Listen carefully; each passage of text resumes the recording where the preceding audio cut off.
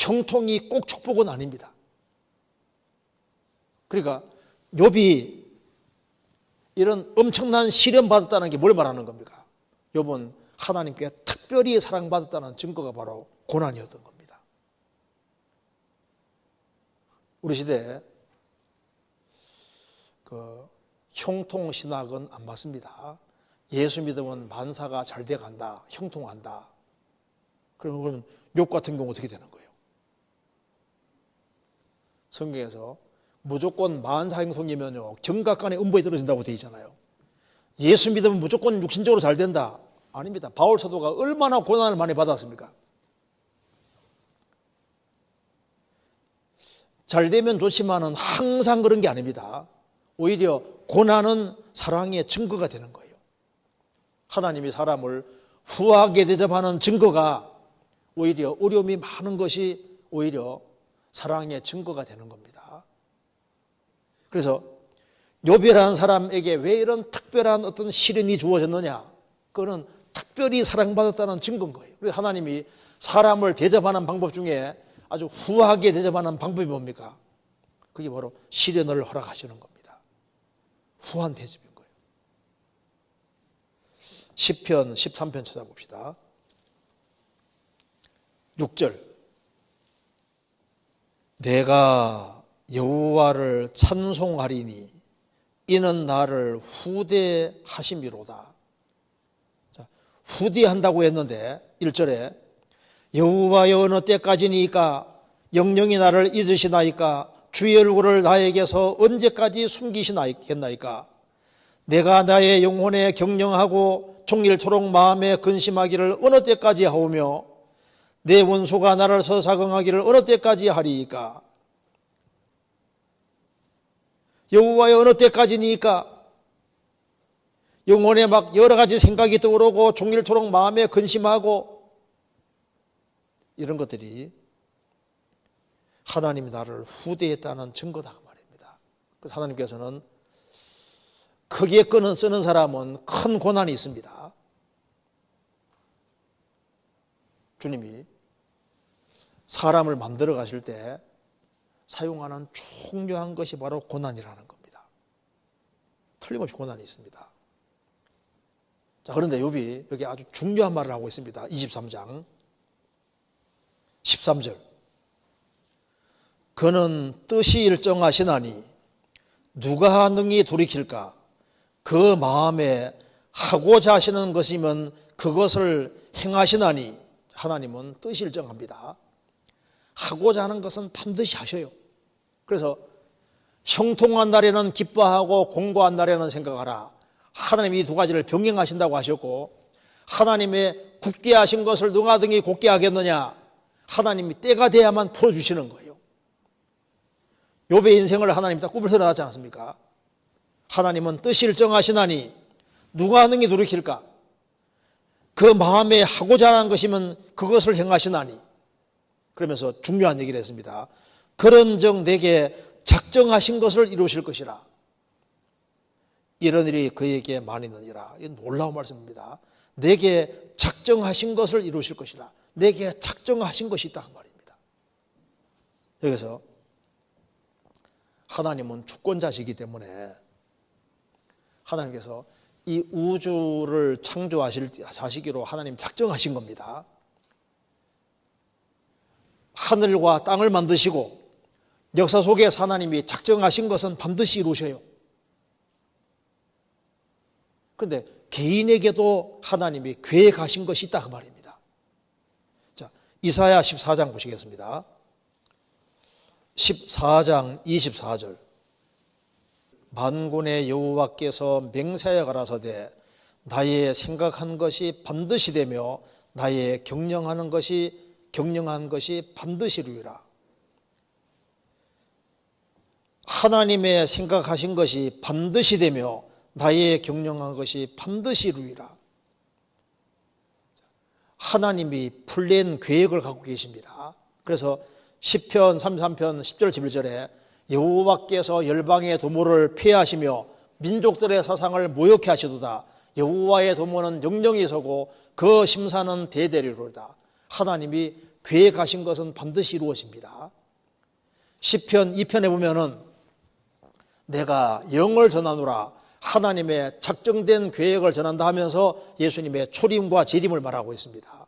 그러니까 하나님의 초림은 하나님이 작정하신 거예요. 예수님 초림하셨잖아요. 예수님이 재림도 하나님 작정입니다. 재림 반드시 이루어집니다. 이스라엘에 대한 하나님의 작정이 있잖아요. 이방인의 때가 차기까지 발표다가 이방인 때가 차면은 이스라엘 민족은 다 회복되도록 되어 있습니다. 교회에 대한 하나님의 계획도 있습니다. 그런데 욥은 말합니다. 내게 작정하신 것을 이루실 것이라. 무슨 말입니까? 내 인생에 계획이 있다 그 말입니다. 내게 작정하신 것을 이루실 것이라. 그렇죠? 이게 정말 신앙이 받는 거예요. 욥이라는 사람에게 욥은 느낍니다. 내게 작정하신 계획이 있구나. 이걸 깨닫는 거예요. 우리에게도 마찬가지입니다. 우리 각자에게도 하나님이 작정하신 계획이 있습니다. 한 사람 구원받았을 때 이 인생 이렇게 만들어야 되겠다. 하나님의 작정하신, 내게 작정하신 것이 있다니까요. 내게 계획 세운 계획이 분명히 있는 거예요. 시편 37편입니다. 5절 너의 길을 여호와께 맡기라. 저를 의지하면 저가 이루시고 내 의를 빛같이 나타내시며 내 공의를 정오의 빛같이 하시리로다. 너의 장래를, 너의 인생길을 여호와께 맡기라. 저를 의지하면 저가 이루시고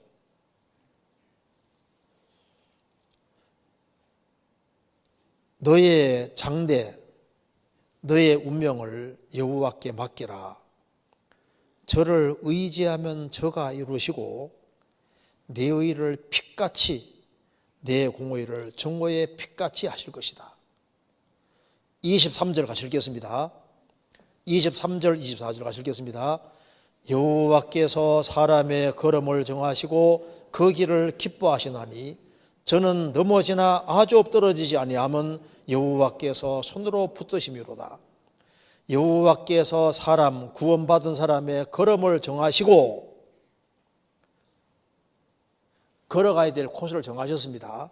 그 길을 기뻐하시나니 저는 넘어지나 아주 엎드러지지 아니하면 여호와께 손으로 붙드심이로다. 우리 각자에게 코스가 있습니다. 바울 사도도 나의 달려갈 길과 달려갈 길이 있는 거예요. 주 예수께 받은 사명 곧 하나님의 은혜의 복음 증거하는 일을 마치려 하면은 나의 생명을 조금도 귀한 여기지 아니하노라. 나의 달려갈 길과 그 바울 사도도 달려갈 코스가 정해져 있습니다.